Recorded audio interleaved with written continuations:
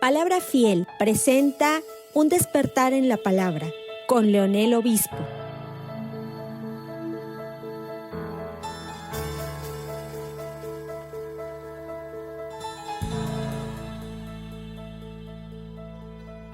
Vamos a tocar el tema número 21, la providencia de Dios sobre sus hijos. La providencia de Dios sobre sus hijos. Y la providencia, el significado de la providencia es una disposición anticipada o prevención que mira o conduce el logro de un fin. Eso es lo que significa la providencia, una disposición anticipada. En el día de hoy voy a estar leyendo del versículo 20 al versículo 45. Pero no vamos a leer todos los versículos al mismo tiempo, sino que vamos a tomarlo en porciones, ¿sí? Vamos a tomarlo en porciones, porque de esa manera va a facilitar no solamente la exposición, sino también va a facilitar a que nosotros podamos de otra manera entender un poco más, ¿sí? Vamos a dividir el mensaje en 4 porciones. Si usted tiene el hábito de escribir, hágalo, y es bueno que lo haga. Traiga su pluma, traiga su cuadernito para que usted anote. El primer punto, la primera porción que vamos a ver es, o el título se llama, lo primero que vamos a ver es la providencia de Dios en la vida inicial de Moisés. La providencia de Dios en la vida inicial de Moisés. El texto que tenemos por delante, hermanos, comienza a recordarnos que Dios hizo una promesa a Abraham. Abraham vivió en la tierra de Canaán, Isaac y Jacob, y sus 12 hijos de Jacob. Pero ellos no poseyeron tierra allí, es lo que dice la Biblia, excepto una porción que habrían comprado como tumba familiar, por así decirlo, a la cual ellos regresaron cuando habían muerto. Sus restos fueron llevados allí cuando ellos murieron. Entonces el tiempo comenzó a correr y al mismo tiempo Dios comenzaba a acercarse a cumplir la promesa que le había hecho a Abraham, que le había hecho a él y a toda su descendencia. Y allí es donde Esteban recoge la historia que ya había pasado. Y vamos a leer del versículo 17 al versículo 24. Del versículo 17 al versículo 24. Deme un segundito.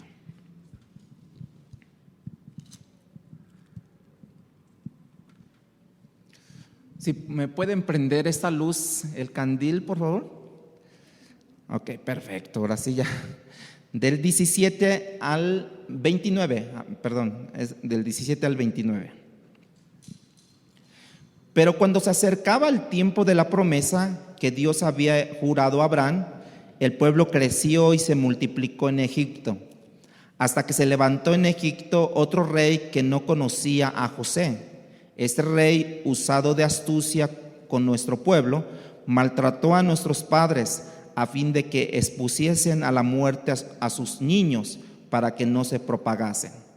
En aquel mismo tiempo, nació Moisés y fue agradable a Dios, y fue criado 3 meses en casa de su padre, pero siendo expuesto a la muerte, la hija del faraón le recogió y le crió como a hijo suyo. Y fue enseñado Moisés en toda sabiduría de los egipcios, y era poderoso en sus palabras y obras. Cuando hubo cumplido la edad de 40 años, le vino al corazón el visitar a sus hermanos, los hijos de Israel. Y al ver a uno que era maltratado, lo defendió, e hiriendo al egipcio, vengó al oprimido. Pero él pensaba que sus hermanos comprendían que Dios le daría libertad por mano suya, mas ellos no la habían entendido así. Y al día siguiente se presentó uno de ellos que reñían y los ponía en paz, diciendo: varones hermanos, sois ustedes, ¿por qué os maltratáis el uno al otro? Entonces el que maltrataba a su prójimo le rechazó, diciendo: ¿quién te ha puesto por gobernante y juez sobre nosotros? ¿Quieres tú matarme como mataste ayer al egipcio? Y al oír esta palabra, Moisés huyó y vivió como extranjero en la tierra de Madián, donde engendró 2 hijos. Esa es la primera parte de la historia de Moisés, hermano, donde Esteban comienza mencionando que Moisés dice que era hermoso a los ojos de Dios. Él era agradable a los ojos de Dios. Sin embargo, podemos ver cuando nosotros leemos el libro de Éxodo capítulo 2, versículo 2, Moisés dice que era hermoso a los hijos también de su madre, ¿sí? Ahora, Esteban menciona una frase similar a la que en Éxodo se dice, y no creo que cuando Esteban menciona que bajo el Espíritu Santo, ¿sí?, que fue inspirado por él, da tanta alusión a una hermosura física, sino también da una hermosura como lució con su madre, así el hecho que ahora lucía ante Dios. Acuérdense que Dios no mira lo exterior, ¿qué mira? Lo interior, ¿sí? Y entonces, porque para Dios Él iba a ser un instrumento escogido para una gran misión, para liberar a su pueblo de la esclavitud de Egipto. En el versículo 20 dice que está descrito, Esteban dice que era agradable a Dios. Ustedes recordarán que en un momento dado el pueblo hebreo se estaba multiplicando de una manera muy rápida en Egipto a pesar de la esclavitud, ¿sí? Como no tenían tele, pues estaban multiplicando mucho, ¿verdad? Y Faraón tuvo miedo, ¿sí? Sus asistentes tuvieron miedo y le recordaron que tenían que hacer algo ellos, porque el pueblo, si iba creciendo tan fuerte o tan rápido como estaba, podía rebelarse ante ellos. Entonces se da una orden de que las mujeres, ¿sí?, parturientas, por así decirlo, ¿verdad?, pudieran eliminar la vida de todo varón hebreo al momento de nacer. Su madre le oculta por un tiempo, pero cuando no lo podía ya hacer, ¿sí?, hasta lo sube a una canasta y lo pone a flotar en el río Nilo, ¿sí? Y la canasta se va moviendo las corrientes de las aguas. La hermana de Moisés va observando la dirección de esa canasta y resulta que la hija del faraón había bajado al río a bañarse. Eso lo cuenta en Éxodo. Y ve la canasta y le pide a una de sus asistentes o sus criadas, le pide que vaya y la traiga. Cuando abren la canasta, se dan cuenta que es un niño, y no solamente que es un niño, sino que tenía rasgos físicos como un hebreo, no como un egipcio, ¿sí? Y la hermana de Moisés le dice muy astutamente, ¿verdad?, que quieres que te busque una nodriza hebrea quien lo cuide, porque ya se había dado cuenta que era como hebreo este niño. Entonces, ¿quieres que te busque una nodriza que lo cuide? Y termina la mamá de Moisés cuidando a su hijo. Ya ustedes saben esta historia. Detrás de todo esto estaba la mano providencial de Dios. Satanás, hermanos, siempre ha querido o ha ido atrás de las promesas de Dios. Moisés, en este caso, representaba el cumplimiento de la promesa de Dios, hecha a Abraham como 400 años antes, 430 años antes, de que entraría a una tierra prometida, y de alguna forma Satanás se las ingenió para hacer que el faraón ahora iría detrás de Moisés, ¿sí? De la misma forma que en otro momento, cuando Jesús nace, ¿se acuerdan? Algo parecido fue. Ahora es usado Herodes, quien tiene celo de este niño que había nacido. ¿Por qué? Porque los reyes y los magos del oriente andaban buscando a este niño. Da la orden Herodes de eliminar a todo niño hebreo judío que tuviera menos de 2 años, ¿sí? Porque si bien es cierto que Moisés representaba el comienzo por así decirlo, del cumplimiento de la promesa, Jesús era el cumplimiento final de dicha promesa.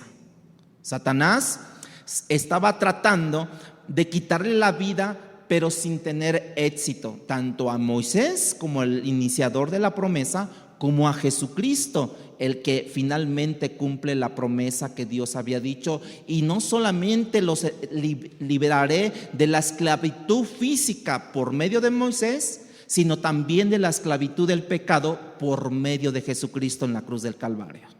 ¿Cuántos le dan gloria al Señor por eso? Esa es la razón por qué el salmista dice en cierto momento en su capítulo 2, versículo 1 del Salmos, dice: ¿por qué se amotinan las gentes y los pueblos piensan cosas vanas? En otras palabras, porque los gobernantes de los pueblos traman en contra de las cosas y de los planes de Dios y de los planes que Dios tiene para su pueblo. Ellos van a fracasar. El poder y la sabiduría de Dios hace que los planes de Dios se cumplan cabalmente, porque la providencia de Dios es así. Y lo vemos como tramó en la vida de Moisés, y lo vemos de una manera como tramó también en contra del Señor Jesucristo Satanás, pero todo eso fue en vano. La idea del faraón en la época de Moisés de quitarle la vida a todo varón hebreo era justamente por el control poblacional, porque no querían que se extendiese los hebreos, ¿sí? La idea detrás de muchas discusiones que se han hecho actualmente a nivel de las Naciones Unidas, hermanos, por ejemplo, el grupo que tienen mucho dinero y que han reunido para la aprobación del aborto, simplemente es el control poblacional del mundo, si se dan cuenta. Podemos ver que las cosas no han cambiado mucho de ese tiempo a este tiempo, y que las cosas en el corazón del hombre tampoco han cambiado gran cosa, porque solamente pueden cambiar los tiempos, los actores, pero el mismo corazón es al día de hoy. Es el mismo corazón corrompido por el pecado. Moisés, dice la Biblia, que fue oculto, fue liberado, y entonces Esteban comienza en el versículo 20 diciendo que fue criado por 3 meses en la casa de su padre. Después de ser abandonado para morir, la hija del faraón se lo lleva y lo crió como su propio hijo. Moisés creció como un niño adoptado. Y ahí les voy a dar otra cosa. Para ustedes que en alguna ocasión han pensado adoptar, ¿no? La adopción es parte de la forma como providencialmente Dios programa cosas a través de algunas, como estas de la adopción. Y todo esto ocurrió en los días de Moisés, porque la hija del faraón dice que adoptó. Hoy por hoy algunos preguntan, ¿sí es bueno adoptar? Sí, porque posiblemente la providencia de Dios programa de esa forma esas cosas para que de alguna otra manera se pueda adoptar. Y es lo que pasó con Moisés. En el versículo 22, ahí, de Hechos 7, búsquele ahí, dice que fue instruido en toda sabiduría de los egipcios. Ahí está. Por eso yo dije, ya no lo están buscando, pues está en la pantalla, ¿verdad? Ya, ok. Dice que fue instruido en toda sabiduría de los egipcios. Toda esa frase implica en que Moisés fue instruido en toda la mitología egipcia, ¿sí? No había otra cosa, no había ciencia en ese tiempo, no había una real filosofía, ¿no? En esos tiempos lo que había era una mitología, y ser instruido en la sabiduría de los egipcios era eso. De manera que Moisés llegó a conocer las divinidades de ese pueblo que adoraban continuamente. Eso es importante y hay que recordarlo, hermano, porque vamos a volver con esa idea un poco más adelante, ¿sí? En la época de Grecia, el ser instruido o recibir educación posiblemente sea haber sido en ese momento ser instruido, por ejemplo, en las filosofías de Sócrates, Platón, Aristóteles, ¿no? En la Edad Media, el ser instruido o recibir la mejor educación posiblemente era ser educado en teología. Era considerado la teología en la Edad Media como la madre de toda la ciencia.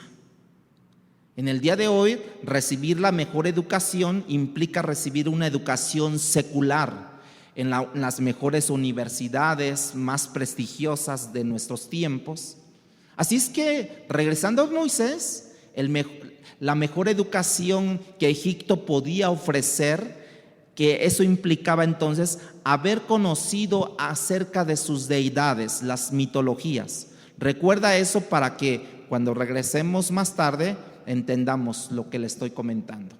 En ese contexto, ahora estando todavía en Egipto, Esteban dice que Moisés llegó a ser un hombre poderoso en palabra y en obras. Esteban estaba inspirado, lleno del Espíritu Santo. El Espíritu de Dios testificó que durante esos primeros 40 años de la vida de Moisés, estando todavía en Egipto, Moisés llegó a ser un hombre poderoso, como dije, en palabra, y subrayo eso, porque es interesante que cuando Dios se le aparece a Moisés, ¿se acuerda? Y le está llamando a una gran comisión y que tiene que regresar a Egipto ya estando él en el desierto de Madián, Moisés comienza a darle excusas, ¿se acuerda? Y las excusas de Moisés era la siguiente, en Éxodo capítulo 4, versículo 10. Dice, entonces dijo Moisés a Jehová, Señor, nunca he sido hombre de fácil palabra, ni antes ni desde que tú hablas a tu siervo. Fíjense, ya está poniendo el pretexto, porque soy tardo en el habla y torpe en lengua. Entonces, ¿cómo dice el Espíritu Santo?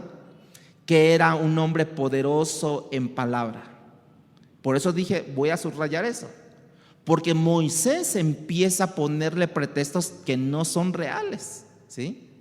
No, yo creo que cuando le dijo todo eso a Moisés a Dios, yo creo que Dios le dijo, no me digas, Moisés. Esteban, inspirado por el Espíritu de Dios, dice otra cosa, que era poderoso en palabra. Fuentes extrabíblicas, incluyendo al historiador judío Josefo, atestiguan de la misma manera que Moisés había destacado como un hombre poderoso en palabra, con una gran oratoria. Cuando Moisés le presenta esa excusa a Dios, Moisés estaba haciendo lo que muchas veces nosotros hacemos. ¿Qué estaba haciendo? Mintiendo. Y estaba mintiendo para ocultar precisamente sus temores. Esa es nuestra naturaleza caída. A nosotros nos es más fácil mentir que admitir nuestros temores. Nos es más fácil decir la realidad, tengo un compromiso, no puedo, no soy bueno para hablar, como que no me siento acá. Y es que la verdad, estamos ocultando nuestros temores.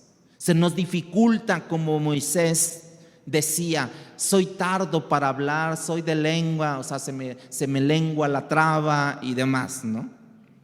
Lamentablemente, Moisés en sus primeros años tenía el sentido de que Dios lo estaba llamando a algo importante, ¿sí?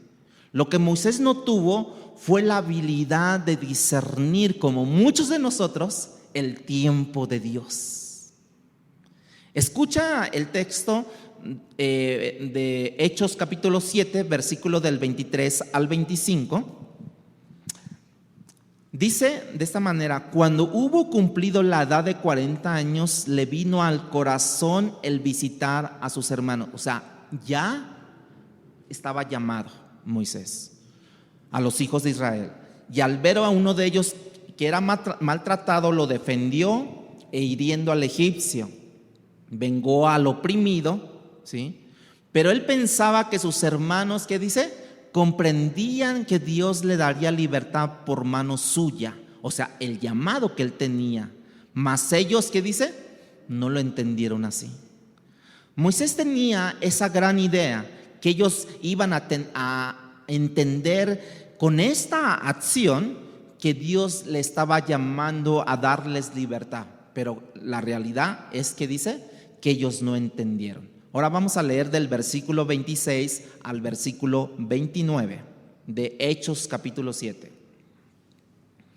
Al día siguiente se presentó se presentó a uno de ellos que reñían y los puso en paz, diciendo: varones, hermanos sois, ¿por qué os maltratáis el uno al otro? Entonces el que maltrataba a su prójimo le rechazó, diciendo: ¿quién te ha puesto por gobernante y juez sobre nosotros? ¿Quieres tú matarme como mataste ayer al egipcio? Fíjense, al oír esta palabra, ¿qué dice? Moisés huyó y vivió como extranjero en tierra de Madián, donde engendró 2 hijos. Moisés tenía una idea a los 40 años, que Dios lo había llamado a una gran comisión. Este hecho pensó él que, pues de otra manera que estos hermanos hebreos iban a entender esto. Pero vea lo que hizo: mató a un egipcio. Y él pensaba que esa acción le daría al pueblo que verdaderamente él era el libertador que los iba a sacar de ahí. Pero el texto dice que ellos no entendieron eso. Moisés a esa edad, diríamos, no estaba listo para abrazar la misión de Dios que tendría con él. Moisés se adelantó al tiempo de Dios, como lo hizo Sara. ¿Se acuerdan de Sara? Sara se adelantó al tiempo que no esperó por el hijo de la promesa y tomó un atajo. ¿Cuál fue el atajo, hermanos? ¿Cuál fue el atajo? Le brindó a su criada, a Moisés, a su propio esposo. Ismael nació de una unión y en consecuencia vinieron problemas que hasta el día de hoy continúan, ¿sí? Tenemos que recordar que siempre que Dios hace llamados, hermanos, y Dios nos da un llamado, pero ese llamado tiene un tiempo a partir del cual yo debo y puedo implementar. Vemos eso en la vida de Moisés, también lo vemos en la vida de Cristo, donde en varias ocasiones, ¿sí?, vemos cómo la gente quería que se presentara al pueblo de Israel. Si tú eres, por ejemplo, en este caso Cristo, le decían: si tú eres el Cristo, dinos ya que eres, sube a la fiesta de los tabernáculos y preséntate allí como la persona que tú dices ser. Y Cristo dijo una y otra vez, ¿sí?, les dijo: mi hora no ha llegado. ¿Se acuerdan de eso? Cristo convierte el agua en vino en la boda de Canaán y su madre convence a los que estaban allí para que le obedecieran en todo lo que él dijera. Y Cristo concedió cierta petición que convirtió el agua en vino porque estaba en una boda y estaba en medio de todos ellos. Pero Cristo le dijo a su madre: madre, mi hora no ha llegado. Para nosotros la hora siempre es aquella que nosotros pensamos que es, pero para Dios es distinto, hermanos.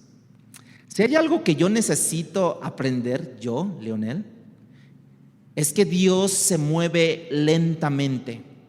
Y Dios no se mueve lentamente simplemente porque Él no tiene el poder o la sabiduría o la habilidad.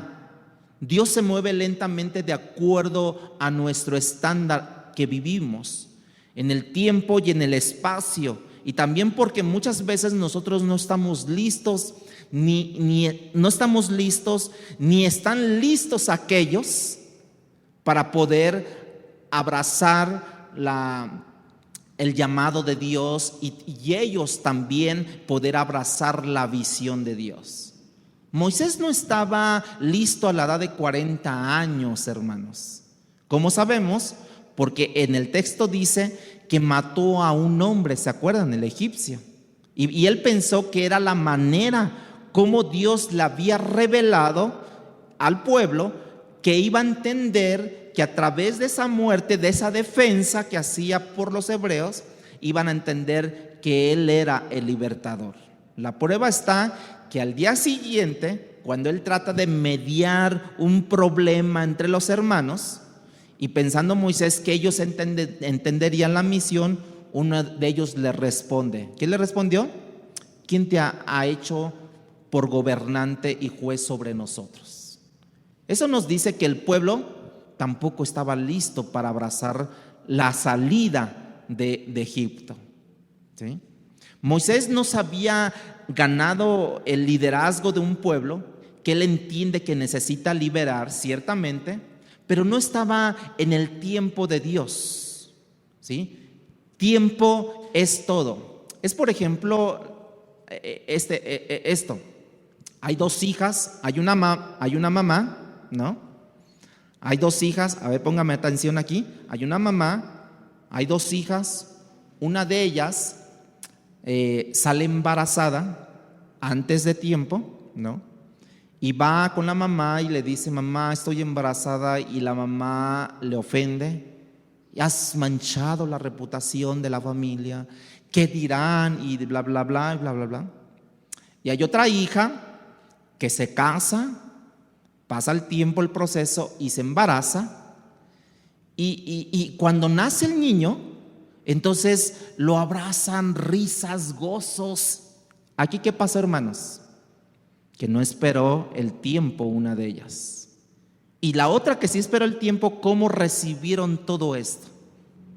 Con gratitud, con amor, y decir: ay, qué padre, qué bonito, ¿cómo le vas a poner? ¿Y qué hacemos? ¿Y qué pasa allí?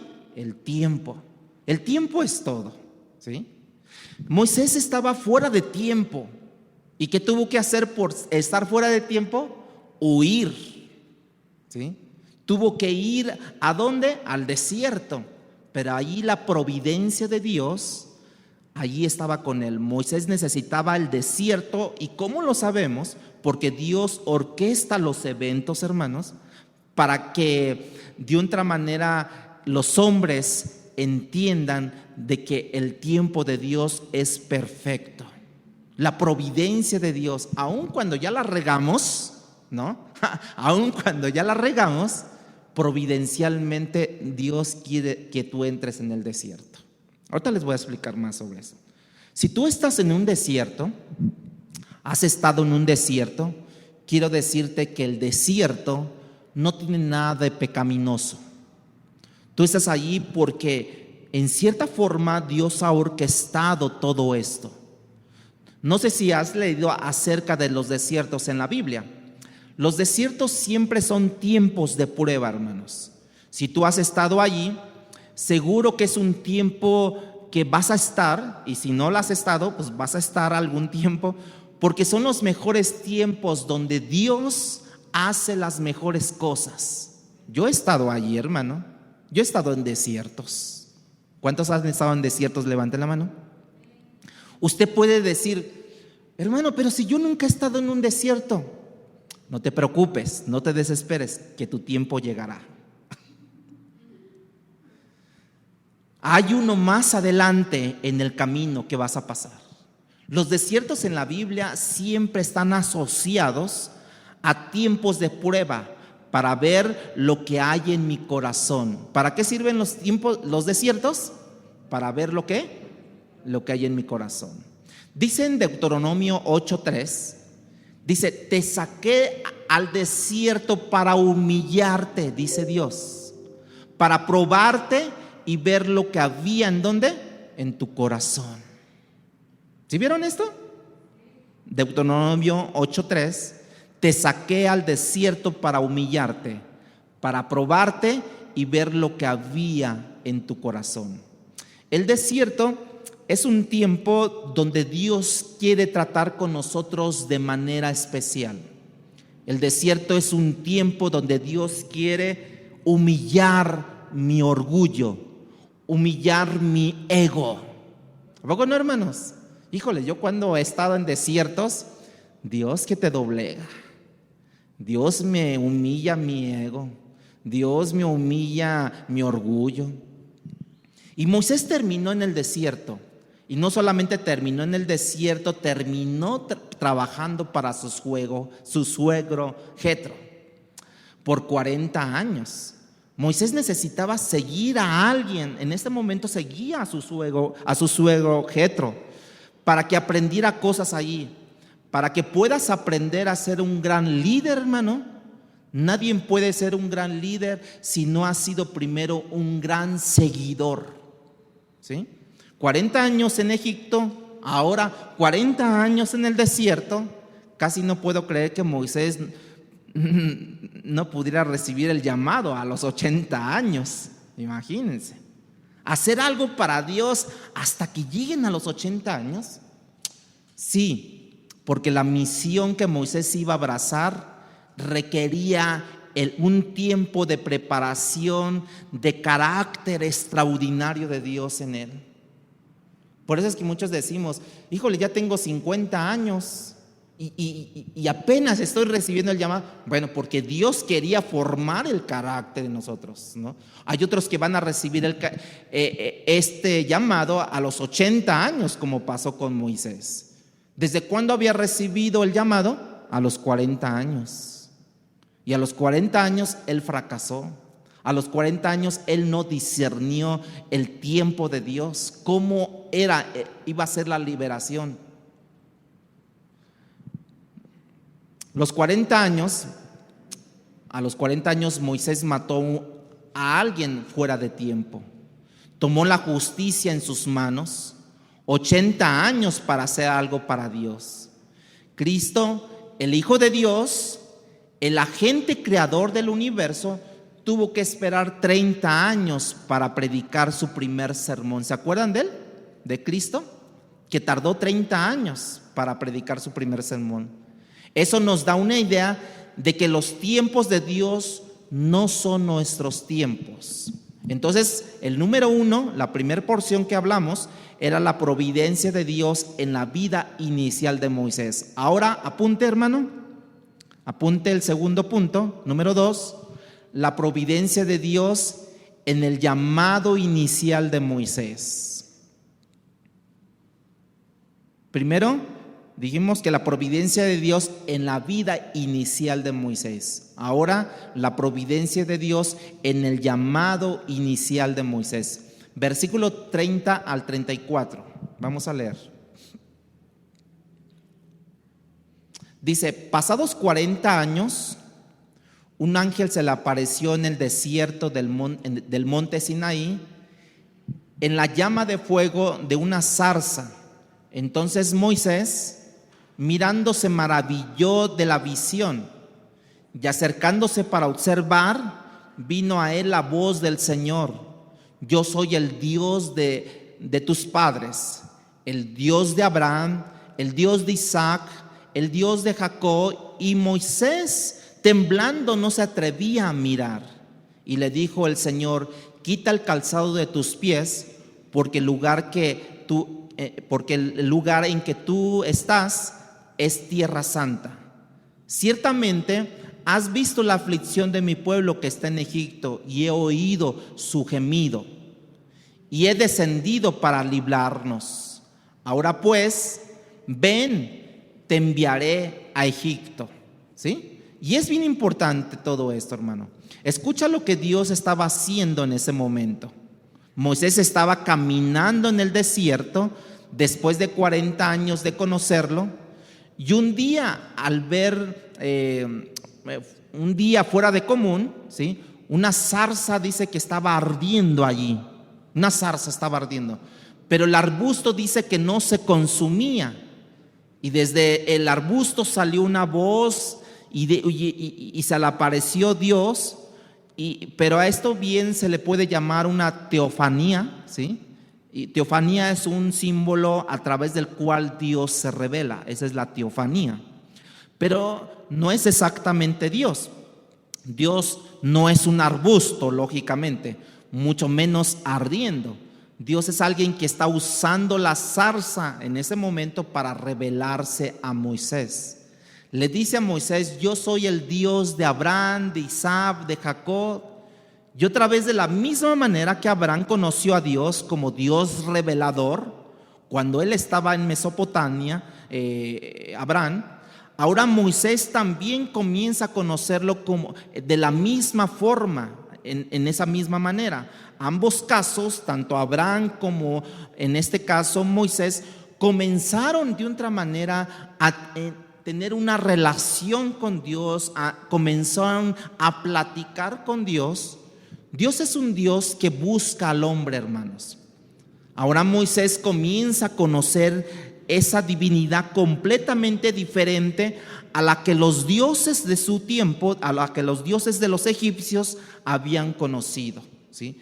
Él tuvo contacto ahí de alguna forma con Dios, y nosotros podemos ver cómo Dios se mueve a través de todo esto, ¿no? Cómo Dios se le apareció a Abraham, ahora cómo Dios se le aparece a Moisés, y Dios empieza a tener una relación, a diferencia de lo que Moisés había descubierto allá en Egipcio, de que él era instruido en toda sabiduría. Estábamos hablando de toda mitología, de todos sus dioses de ellos. Él había conocido a dioses que tenían oídos, pero no oían. Tenían ojos, pero no veían, ¿sí? Tenían boca, pero no hablaban. A diferencia que ahora Dios se le muestra a través de una zarza, una teofanía, y le empieza a hablar. Moisés. Dios es un Dios que busca al hombre, hermanos. En otras direcciones, en otras religiones, el hombre tiene que buscar a Dios. ¿A través de qué? De una imagen, ¿no? Lo busca y le dice, se presenta ante la imagen, se arrodilla ante la imagen, le habla la imagen, y la imagen no le responde. Eso es lo que estaba acostumbrado Moisés. Ahora, cuando Dios lo busca a Moisés, ese Dios que se le presenta le habla a él. Dios fue en búsqueda de Moisés en el desierto. Dios fue en busca de los profetas en el Antiguo Testamento. Dios fue en búsqueda de cada apóstol del Nuevo Testamento. Dios fue en busca de Pablo, cuando ninguno de ellos lo estaba buscando. Pablo quería arremetir contra el pueblo, contra la iglesia primitiva, ¿se acuerdan? Iba en busca de encarcelarlos, golpearlos, matarlos, pero Dios se le presentó. Ninguno de ellos, de todos los que mencioné, estaban buscando a Dios. Y escúchame, Dios fue en tu búsqueda. Tú no estabas buscando a Dios, ¿a poco no? Yo no. Nunca se me ocurrió buscar a Dios. Si alguna vez tuvieses el deseo, tuvieses el deseo de buscar a Dios, es porque Dios ya había salido a buscarte a ti, que había comenzado a abrirte los ojos, porque acuérdense que Dios pone el querer como el hacer. Dios se aparece a Moisés y le dice: yo soy el Dios de tus padres. Y Moisés empieza a temblar en ese momento. Moisés comienza a conocer a un Dios revelador, sino a un Dios también de promesas. Empieza a recordar, porque dijo: yo soy el Dios de tus padres. ¿Quién habían sido sus padres?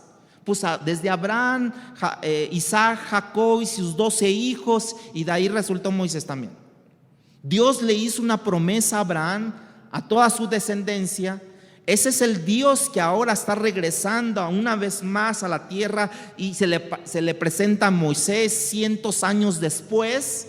Platica con Moisés, porque Dios, ¿qué es, hermano? Es un Dios fiel a sus promesas. Moisés tiene que conocer eso. Moisés tiene que conocer la fidelidad de Dios, y él va a abrazar de una manera monumental el llamado de Dios a la que él va a estar siendo llamado. Él necesita un Dios que sea revelador. Él necesita hablar con ese Dios. Él va a relacionarse con él. Él va a ser fiel a lo que Dios siempre ha prometido para sus hijos. ¿sí? Eso es importante para Moisés en medio de un llamado extraordinario. Dios te ha hecho un llamado a ti, hermanos. Entonces tú te tienes que levantar, tienes que creerle a Dios y decir: Señor, aquí estoy en la brecha para el llamado que tú me has hecho. Y no quedarme sentado. Por eso es que Cristo dice: cuando venga Él, el Espíritu de Dios, que puede pasar cielo, tierra, mar, pero dice: mas mi palabra permanecerá. En otras palabras, los billones de astros del universo pueden ser destruidos, el planeta tiene que ser destruido, pero yo te garantizo, hermano, que ni una sola tilde de la palabra de Dios no pasará. Primero diríamos: Dios va a pasar antes que mi palabra. Y tú sabes que eso es imposible que llegue a pasar. Eso es importante, que venga y le diga a Moisés: yo aquí estoy para decirte que yo nunca me he olvidado de mi pueblo y ahora yo te mando por mi pueblo. Si tú alguna vez te has sentido abandonado por Dios, hay una sola razón. Es porque en ese momento tú le has creído al corazón engañoso, acuérdense, porque tenemos un corazón engañoso, antes que a la palabra de Dios. Ese es uno de nuestros graves problemas, que nosotros creemos con frecuencia el engaño de nuestro corazón antes que la palabra de Dios, que Dios nos ha dado. No puedes creerle porque tu corazón te está diciendo: no, ten cierta duda, ten cierta circunstancia, vete con cautela, con pincitas. Todo eso te dice el corazón. Pero Dios, ¿qué te dice? Tenemos que creerle, no a nuestros sentimientos, sino a la palabra de Dios, porque mi corazón continuamente me engaña. Yo tengo que creer en mi mente, conocer la palabra de Dios en mi mente. Por eso es que tengo que saturar mi mente con la palabra, para creer lo que mi mente recuerde de la palabra que yo he leído. ¿No dice la Biblia que el Espíritu Santo os recordará? ¿Verdad? Como decíamos en la escuela, ¿verdad, Moniz? Decíamos que en los exámenes Dios nos va a recordar. Sí, pero si tú no estudias, ¿de dónde vas a sacar fuente? ¿De dónde vas a sacar recordatorio si no estudiaste? ¿No? Y Moisés estaba conociendo a ese Dios revelador, a ese Dios fiel, un Dios de promesas. Pero Dios también tiene que ayudar a Moisés a conocer a un Dios santo. Versículo 33 de Hechos 7:33. Y le dijo el Señor: quita el calzado de tus pies, porque el lugar en que estás es tierra santa.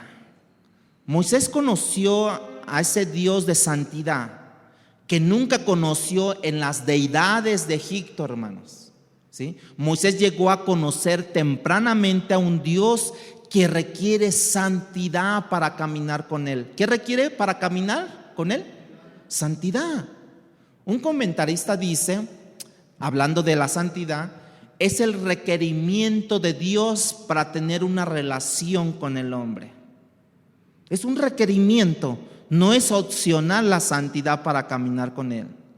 No es si puedes, no, es un requerimiento. La primera vez que Dios amenaza al pueblo hebreo con abandonarlos es en Éxodo capítulo 33. Es justamente por su pecado. Y llegó un momento donde Dios estableció una distancia entre ellos. Vea lo que dice Isaías capítulo 59. Versículo 2. Isaías 59:2. El profeta Isaías nos declara, bajo la inspiración del Espíritu Santo, dice: pero vuestras iniquidades han hecho división entre vosotros y vuestro Dios.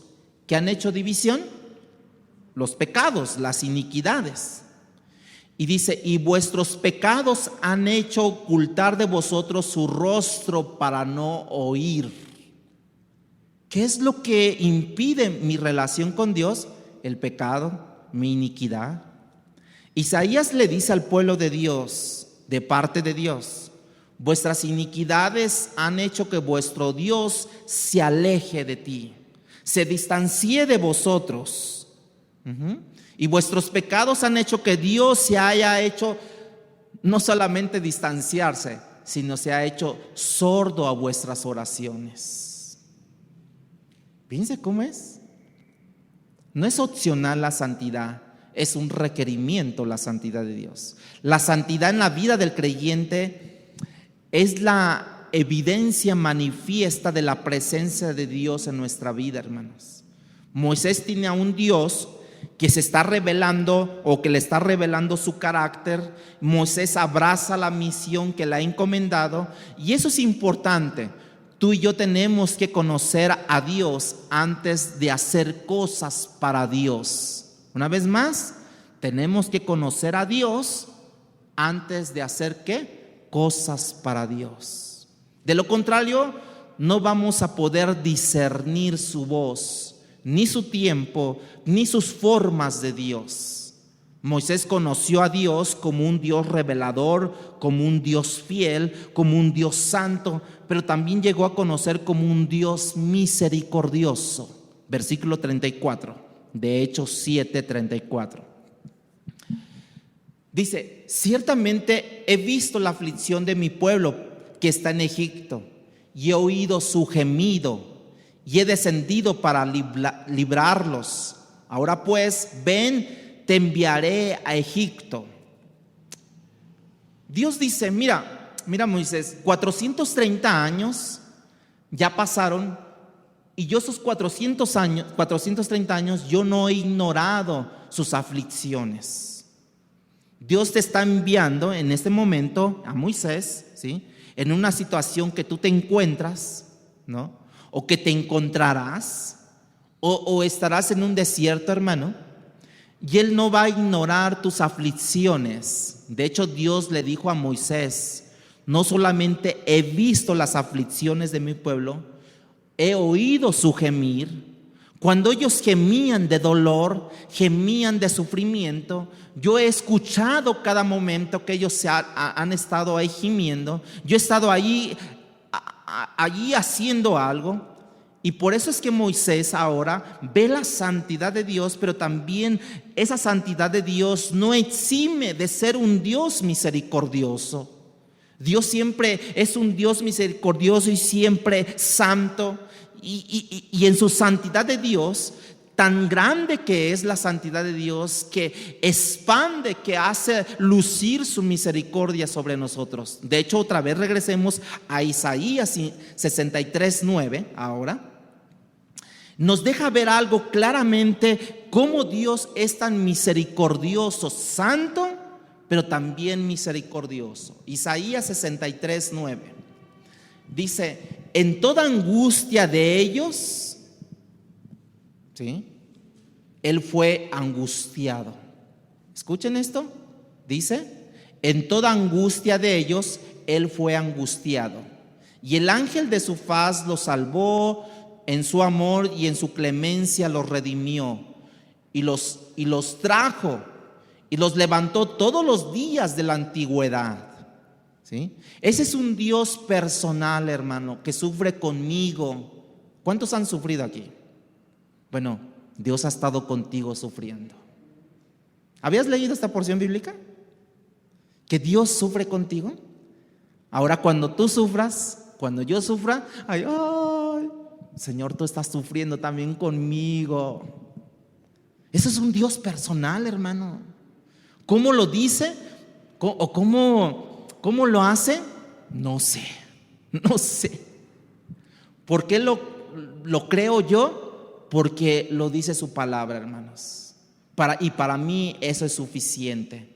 Yo no sé cómo Dios puede ser tan personal con cada uno de nosotros, pero en mi angustia Dios se aflige conmigo. ¿Cuántos le dan gloria al Señor por eso? Así es que en tu aflicción no has estado solo. Ha estado Dios contigo, afligiéndose allí. Ahora que pasó lo del COVID, muchos estuvieron 30, 45 años hospitalizados.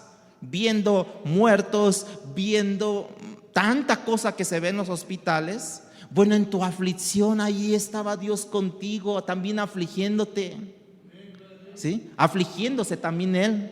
Moisés nunca hubiese llegado a hacer algo como lo hizo si no hubiese sido expuesto al carácter de Dios, hermanos, y haberlo conocido de una manera tan personal como lo conoció. Y nosotros no tenemos un mejor caminar con Dios porque no nos hemos puesto de una manera cercana, íntima, personal con Dios.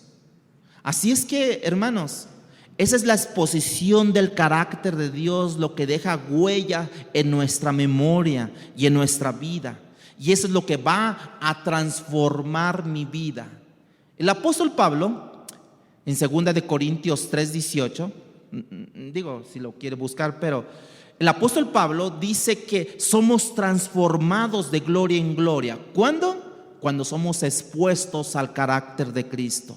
Cuando nosotros nos vemos, como dice, como en un espejo, la gloria del Señor. Moisés sube al monte Sinaí, pasa 40 días expuesto al carácter de Dios y conocemos lo que ocurrió, ¿verdad? Moisés descendió transformado con su cara radiante, dice la Biblia, justamente por haber sido expuesto de manera cercana al carácter de Dios. Podemos ver el mensaje de Esteban y simplemente quedarte como una historia interesante, con conocimiento cultural de la historia del pueblo hebreo. O puedes ver la historia que está plasmando Esteban y ver el carácter de Dios revelado a sus hijos, a ti, a mí, para que ellos puedan conocerlos y ser transformados, como decía el apóstol Pablo, de gloria en gloria. Eso es lo que Moisés conoció. También conoció que es un Dios redentor. Versículo 34 de Hechos 7. Dice, ha descendido para librarlos. O he descendido para librarlos, perdón.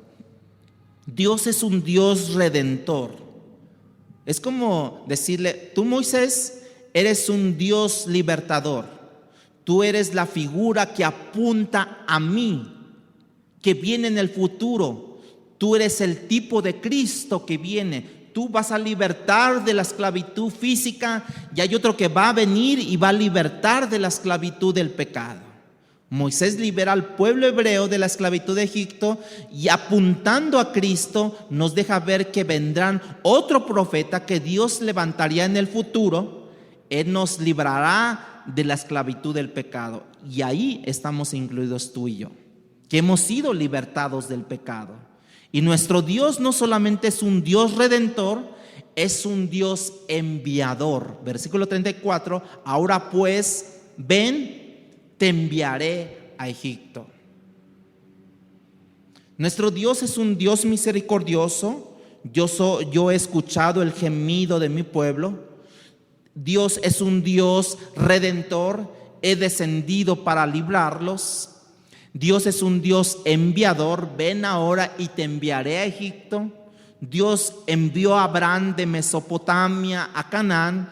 Dios envió a Jacob de Canaán a Egipto. Dios envió a Moisés al desierto de Madián a Egipto. Dios envió a Jesús de la gloria a la cruz. Dios envió a sus discípulos Jerusalén, Judea, Samaria, y a nosotros nos envía hasta lo último de la tierra. ¿Cuántos pueden decir amén? Nuestro Dios es un Dios en rescate todo el tiempo, hermanos, y cada una de las personas de una u otra manera escucharon: yo estaré contigo, no te dejaré, no te desampararé, mi diestra estará contigo, mi justicia estará contigo. Lo escucharon de diferentes maneras cada uno de ellos. Ahora escucha lo que Dios no dijo, lo que Dios nunca dijo: yo estaré contigo, no te preocupes, nada te acontecerá. Nunca dijo eso. Yo estaré contigo cuando te acontezca lo que te debe de acontecer porque mi providencia ha designado este tiempo de prueba, ha designado este tiempo de lucha, ha designado este tiempo de enfermedad, pero yo estaré contigo. Esa es la gran diferencia. Número 3, o porción 3, número 3. La providencia de Dios en el ministerio de Moisés. La providencia de Dios en el ministerio de Moisés. Ya dijimos, el primer punto es la providencia de Dios en la vida inicial de Moisés. Número 2, la providencia de Dios en el llamado inicial de Moisés. Número 3, la providencia de Dios en el ministerio de Moisés. Quiero leer versículo 35 al 41. A este Moisés, a quien había rechazado diciendo, ¿quién te ha puesto por gobernante y juez? A este lo envió Dios como gobernante y libertador por mano del ángel que se le apareció en la zarza. Este lo sacó, habiendo hecho prodigios y señales en tierra de Egipto y en el Mar Rojo y en el desierto por 40 años. Este Moisés es el que dijo a los hijos de Israel: profeta os levantará el Señor vuestro Dios de entre vuestros hermanos, como a mí. A él oiréis. Este es aquel Moisés que estuvo en la congregación en el desierto con el ángel que le hablaba en el monte Sinaí y con nuestros padres, y que recibió palabra de vida palabras de vida para que darnos, o que nos iba a dar, al cual nuestros padres no quisieron obedecer, sino que lo rechazaron y en sus corazones se volvieron a Egipto, cuando dijeron a Aarón: haznos dioses que vayan delante de nosotros, porque a este Moisés que nos sacó de tierra de Egipto no sabemos qué le haya acontecido. Entonces hicieron un becerro y ofrecieron sacrificios al ídolo, y las obras de las manos se regocijaron. En esta parte lo que Esteban hace es que a Moisés el pueblo rechazó inicialmente. Cuando él tenía 40 años diciendo: ¿quién te ha puesto? ¿Se acuerdan? ¿Quién te ha puesto como rey y gobernante o como juez? Él mismo, Moisés, ahora 40 años después, Dios puso por gobernante y como libertador sobre este pueblo. Y es que es el mismo Moisés que hizo señales y prodigios por 40 años. Es el mismo Moisés que estuvo con ellos durante toda la travesía en el desierto. Es el mismo Moisés que tuvo un hermano, Aarón, a quien el pueblo vino y le dijo: haznos dioses que representen lo que nos sacó de Egipto, ¿sí? En otras palabras, Esteban les está diciendo al Sanedrín en ese momento: esa historia de Moisés es un llamado sobrenatural, con dones y talentos sobrenaturales, con liderazgo, con autoridad, con sabiduría, con discernimiento, con fortaleza, con paciencia, con gracia, aún con perseverancia, con amor por el pueblo. A ese Moisés en quien nuestros antepasados, le estaba diciendo al Sanedrín, rechazaron. O sea, nuestros padres rechazaron a Moisés. Moisés apuntaba a un Cristo cuando dijo que más adelante Dios levantaría un profeta como tú y que Dios pondría sus palabras a él. A él oíd, hablando ya de Jesucristo, a quien ya el Sanedrín tiempo atrás, 30 años atrás, ya había matado, ¿sí? Entonces imagínate el Sanedrín cuando escuchó estas cosas, ¿cómo se sintieron? Con problemas, ¿sí? Su rebelión los llevó a la idolatría, que hicieron un becerro de oro. Cuando el becerro fue hecho, dice, atribuyeron la salida de Egipto a los dioses de este becerro que representaba, no al Dios de Abraham, ni de Isaac, ni de Jacob, ¿sí? Esteban sabía de lo que se le presentaba más adelante. Acuérdense de la acusación sobre Esteban. ¿Cuál era la acusación de Esteban? ¿Por qué lo habían agarrado? Por la blasfemia. blasfemia contra Moisés, contra la ley que representaba, y blasfemia contra Dios, contra Jesucristo, contra Dios, que iba a derribar el templo, ¿sí? ¿Y qué pasó con Jesucristo? Cuando también lo acusaron de blasfemia, ¿qué pasó? Terminó en una cruz. Y sabía Esteban el castigo que iba a tener por esta blasfemia, que según ellos decían. ¿Y cuál era el castigo? La muerte. Esteban sabía desde la primera palabra que lo que ya Dios había determinado para él. Por eso es que él defendió la palabra de Dios y les dijo antes de morir, les dijo lo que les iba a tocar a ellos. Se les acusó por dos cosas a Esteban, contra Moisés y contra Dios. Y para eso, esas acusaciones daban la pena de muerte. Y es lo que le pasó a Esteban.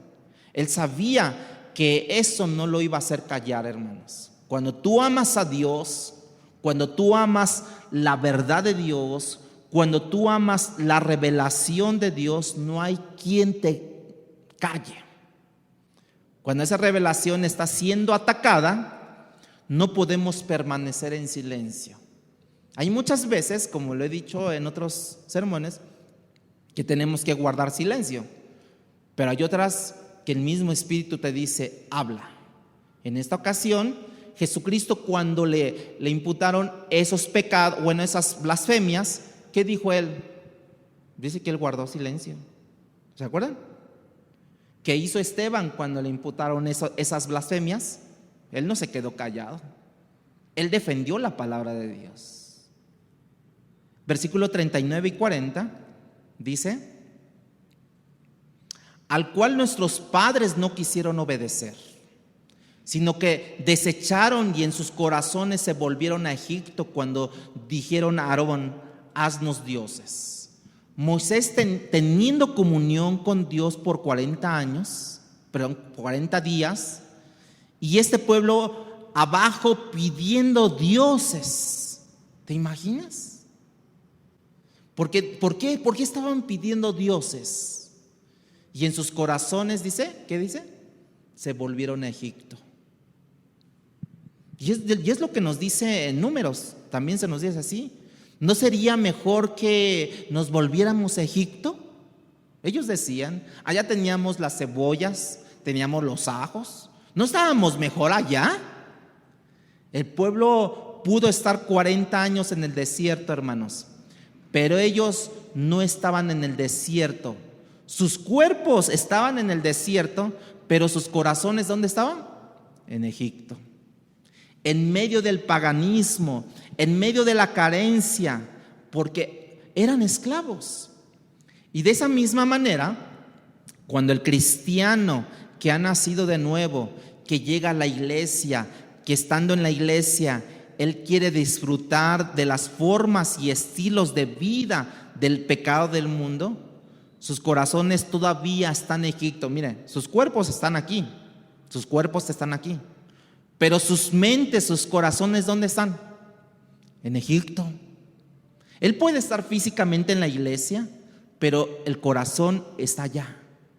Cuando hacemos eso, en esencia mostramos que no hay diferencia entre el corazón de aquel pueblo de hace 3,000 años, 4,000 años, a mi corazón. No hay diferencia.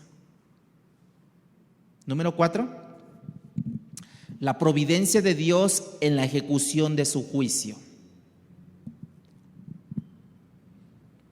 Versículo 42. Y Dios se apartó, dice, y los entregó a que rindiesen culto al ejército del cielo, como está escrito en el libro de los profetas. ¿Acaso me ofreciste víctimas y sacrificios en el desierto por 40 años, casa de Israel? Dios les pregunta, Dios me pregunta, Dios nos pregunta: casa de Israel, ¿fue a mí que me ofrecieron animales y sacrificios? Versículo 43 al 45.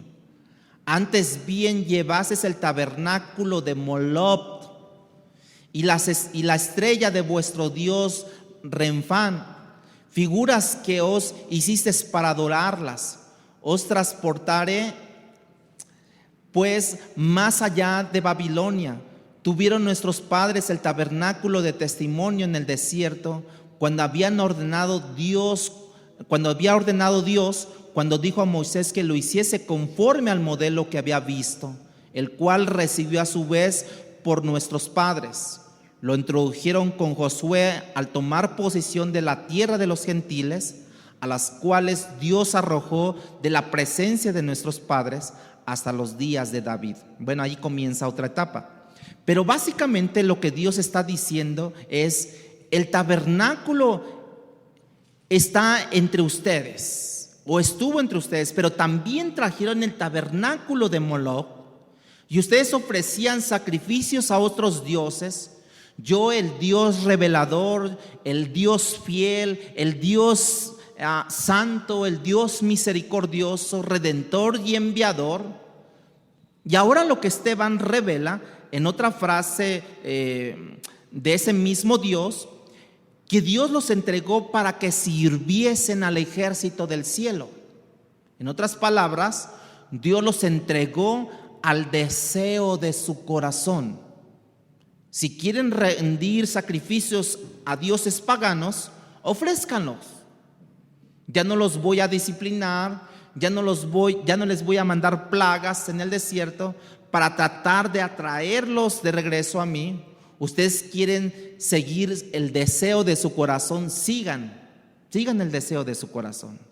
Hermano, el peor juicio que Dios puede dar a un hombre, a una mujer, a una iglesia, a una nación, es dejarnos ir conforme a nuestro corazón. Dejarnos ir y pensar qué es lo que continuamente causa la lucha entre nosotros y Dios. El deseo de mi corazón es lo que yo quiero hacer. Dios interviene a través de las oraciones, ciertamente. Dios interviene a través de su palabra. Dios interviene a través de los instrumentos humanos. Pero llega un momento donde Dios te dice: pues ten tu deseo. Si tanto quieres, si tanto te atrae ese deseo, si tú tanto lo necesitas, ¿sabes qué? Tenlo. Y Dios te abandona allí. Dios te abandona. ¿Cuál es tu deseo? ¿Cuál es tu deseo? Dios lo entregó dice que Dios los entregó para que adoraran al ejército del cielo. O sea, en pocas palabras, a las huestes de maldad. A las huestes de maldad Dios los entregó. Y empezaron a adorar a los dioses paganos. Empezaron a adorar a las estrellas. Empezaron a adorar al sol, a la luna, a todo lo que les planteaba, dice allí, a las huestes espirituales. Hermanos, quizás tú pienses que este es un Dios sanguinario, como algunos dicen del Antiguo Testamento. Yo no entiendo. Dicen al Dios del Antiguo Testamento tan severo, tan duro, cómo Dios los dejaba, cómo Dios... Bueno, es que a lo mejor no han leído, no han escudriñado bien el Antiguo Testamento. Porque si hay algo que el Antiguo Testamento sale a relucir continuamente, es que cuán lento para la ira es nuestro Dios, hermanos. Cuán abundante es su misericordia, cuánto sufrió nuestro Dios el pecado de nuestros antepasados. Si hay algo que queda muy claro, es la benevolencia de Dios para con los suyos, hermanos. Ese es el Dios redentor, fiel, santo, misericordioso, aquel que nos ha enviado.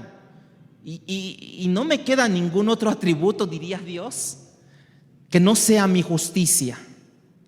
Y lo voy a hacer de una forma, dice, tan pasiva, que simplemente te voy a permitir que hagas el deseo de tu corazón.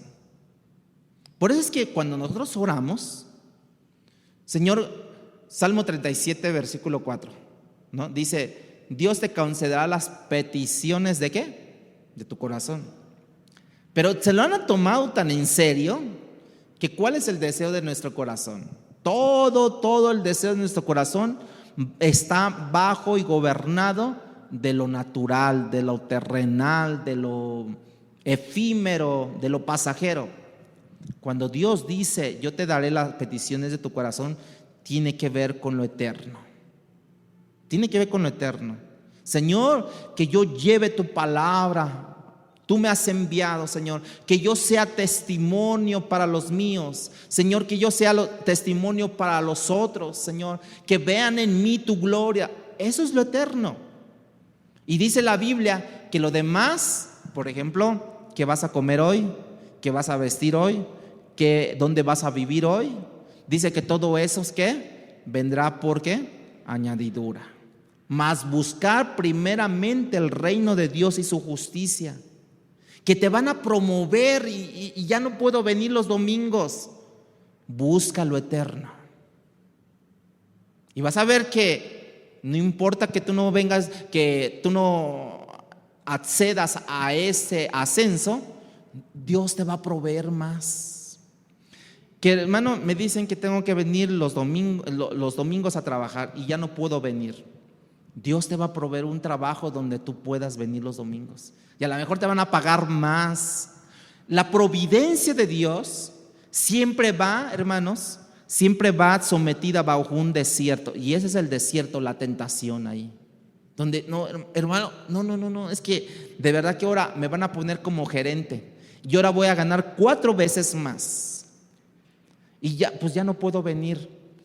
¿Y sabe qué? Y entre semana voy a salir hasta las 10 de la noche. Entonces ya no voy a hacer iglesia. Ni en Zoom, ni físicamente, ¿no? ¿Y qué va a decir Dios? Este es un desierto. Esta es una prueba, esta es una tentación. Cuando buscamos primeramente el reino de Dios y su justicia, hermanos, de verdad, Dios abre las puertas, Dios providencialmente hace que se mueva todo, hermanos, y Dios te bendice de una manera importante. Pablo les dijo, tú ignoras que te llevé al arrepentimiento sin mi benevolencia. Te envía el arrepentimiento con bondad, con paciencia, con tolerancia. Y muchas veces tenemos en poco eso. El apóstol Pablo les dice a los Romanos capítulo 2 versículo 4: o menospreciáis las riquezas de su benignidad, paciencia, longanimidad, ignorando que su benignidad te guía al arrepentimiento. Fíjense que, o sea, cuando nosotros, el Espíritu Santo viene y dice, ay, hiciste algo mal, señora, hizo algo mal, y tú dices, ay, sí es cierto, gracias por decirme. ¿Sabe qué? La benignidad de Dios te guió al arrepentimiento. Dios usó un instrumento, pero ese instrumento fue motivado por la benignidad de Dios, por la bondad de Dios. Muchos hermanos, muchas personas tienen en poco esto. Dios no apela a su justicia para hacernos arrepentir. Dios te dice, mira tu pecado, mira lo que has hecho, y ahora mi capacidad tengo para amarte, para perdonarte, la gracia que tengo para limpiarte, para hacerte comenzar de nuevo. Y eso es entonces que te hace decir, wow, Dios, no puedo creer tu gracia tan inmensa, tu bondad. Mira lo grande que tú eres, Señor. También mira lo grande que es mi maldad. Y mira lo paciente que eres conmigo. ¿Cuántas veces nosotros hemos dudado de Dios? Nos hemos alejado de Dios por mucho tiempo. No hemos orado, no hemos leído la Biblia. Muchos han pasado por ese trance. Pero Dios aún tiene paciencia y ha sido con nosotros pacientes. Así es que la benevolencia, la bondad de Dios es la que nos lleva al arrepentimiento, hermanos. En ese contexto, Esteban les dice, como ellos tuvieron en poco la bondad de Dios, Dios les dijo, pueden hacer el deseo de su corazón. Tienen mi permiso para hacerle el deseo de su corazón, pero no mi bendición. Hay alguien que dijo, lo escuché hace años, tú puedes comenzar algo, pero Dios no está interesado, no está obligado a respaldar hacer eso que tú quieres hacer. Dios únicamente respaldará lo que Dios ha dicho que así sea. Quiero cerrar leyendo el texto de Primera de Pedro, capítulo 4, versículos 16 al 19. Post cruz, o sea, post resurrección, ¿sí? Y dice Primera de Pedro, capítulo 4: pero si alguno padece como cristiano, no se avergüence, sino glorifica a Dios por ello. Porque es tiempo de que el juicio comience por la casa de Dios. Y si primero comienza por nosotros, ¿cuál será el fin de aquellos que no obedecen el evangelio de Dios? Y si el justo con dificultad se salva, ¿en dónde aparecerá el impío y el pecador? De modo que los que padecen según la voluntad de Dios, ¿qué dice? Encomienden sus almas al fiel Creador. ¿Y qué dice? Y hagan el bien. En otras palabras, cuando Dios mira a la hora de pasar juicio, ¿por dónde comienza, hermanos? Por su casa. ¿Cuál es su casa? Su iglesia. Por aquellos que le conocen, por la casa sobre el cual se invoca su nombre. Y Él dice, si así es con nosotros, ¿cuál será el fin de aquellos que no le obedecen el evangelio de Dios? Si el justo se salva con dificultad, ¿qué será del impío, del pecador, hermanos? Si tú sufres conforme a la voluntad de Dios, ¿qué te manda? ¿Qué nos manda hacer? Glorifica a Dios. Encomienda tu alma al Creador.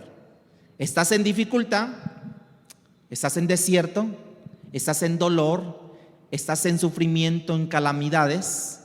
¿Estás sufriendo carencias? Y lo que estás pasando en el medio, todo debe de estar y está gobernado bajo la voluntad de Dios, hermanos. Queriendo nosotros entender que Dios me permite pasar por eso, glorifico a Dios. Y cuando yo glorifico en medio de la prueba, entonces yo complazco a nuestro Dios. Encomienda tu alma en tu dolor.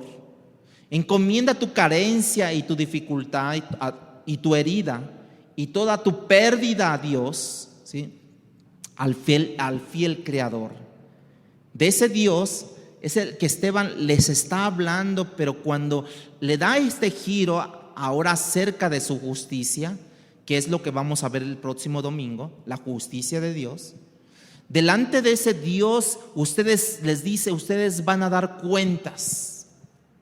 Y nosotros también vamos a dar cuentas delante de Dios un día. Es delante de Dios, dice, yo estoy.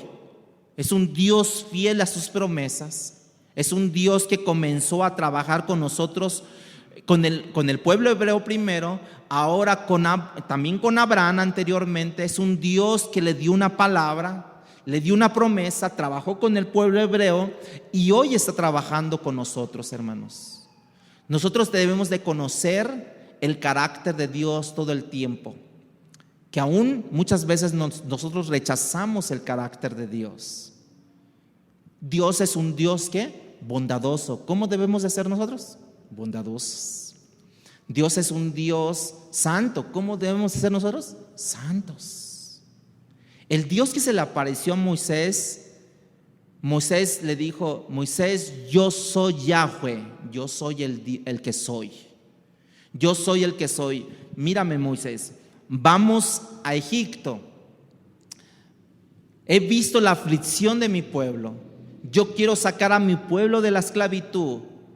Ese Yahweh, es el gran yo soy, vino en la persona de Jesús, que un día dijo a Abraham, Yahweh, yo soy el mismo, que he venido a redimir a mi pueblo, ¿sí? Pero ahora no solo de la esclavitud de Egipto, sino de la esclavitud del pecado. Ustedes pueden ser libres también, porque aún siendo cristianos, se tienen tantos complejos, tantos temores, tantas ideas erróneas, incluso tanta religiosidad, hermanos, tanta religiosidad, que si hay que levantar o no las manos, que si hay que usar velo o no lo usar, que si hay que usar pantalón o no hay que usar. Es pura religiosidad todo eso. Y Dios nos invita a que seamos libres en Cristo Jesús. Póngase de pie, hermanos.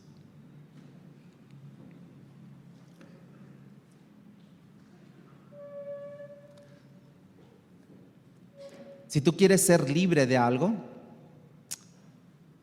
levanta tus manos y dile: Señor, quiero ser libre de temores, quiero ser libre de complejos, quiero ser libre de pensamientos, quiero ser libre de ataduras que me han traído a una religiosidad nada más. Quiero ser libre en tu nombre, Señor Jesús. No hay duda, Señor Jesús, que cuando tú nos llamas a una prueba, tú nos quieres mostrar tu carácter. Tú nos quieres mostrar la dependencia contigo, Dios. Ayúdanos y sosténnos, Padre. Ayúdanos y sosténnos, Padre. Tú eres el fiel, tú eres un Dios grande, tú eres un Dios todopoderoso, Dios. Aquel que escudriña nuestros corazones, aquel que escudriña todo nuestro andar, todo nuestro caminar, Dios. Líbranos de los temores. Hermanos, si tú estás pasando por temores, te invito a que le entregues tus temores a Dios. Le entregues tus complejos a Dios. Dile: Señor, toma mi vida, Señor. Toma mi ser, Señor Jesús. Líbrame, Señor, como tú libraste a este pueblo de Egipto. Ahora líbranos del pecado a nosotros. Y ese es un pecado ahí oculto que no nos deja transitar, caminar correctamente, Dios. Ayúdanos y sosténnos, Padre Celestial. Te lo pedimos en el nombre de Jesús. Lloro por tu pueblo para que tú lo bendigas, para que tú lo liberes, para que tú lo sanes sus heridas. Sanes, Señor Jesús, sus cuerpos, y también, Padre, los libres de toda esclavitud del pecado, Señor, los libres de toda esclavitud mental, los libres de toda esclavitud, Señor Jesús, emocional, Dios. Sean libres en tu nombre, Jesucristo. Sean libres para gloria de tu nombre, Dios. Te lo pedimos en el nombre de Jesús. Amén y amén, Señor Jesús. Hay un canto que dice: Cristo, te amo.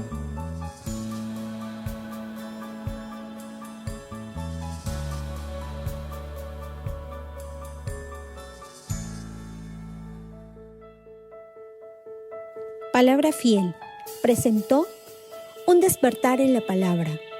No olvides buscarnos en Facebook y YouTube como Iglesia Palabra Fiel CDMX y seguir las transmisiones por Zoom de cada domingo.